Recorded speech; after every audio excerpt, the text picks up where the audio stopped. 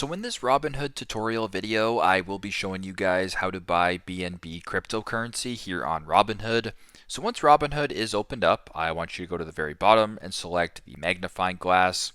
Once you're on this page right here, you can either view the trending lists like this. So for example, if you were to go to volume right here, and then you were to scroll down a couple different options and just go view all, you will run into BNB eventually. You can also go to market cap as well. BNB is the third market cap. You can go ahead and select it just like that if you want. Or you can also go to the top where it says search by name or symbol, type in BNB, and then select it. It'll bring you to the same page. Once that is done, go to the bottom and select the green buy button.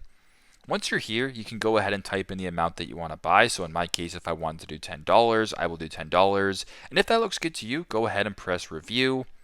Then you can see the amount, the fee, the cost, and if this looks good to you and you want to proceed, go to the bottom and swipe up to submit to proceed with the transaction. So that is how you guys can buy BNB crypto here on Robinhood. Thanks again for watching and hope this helps.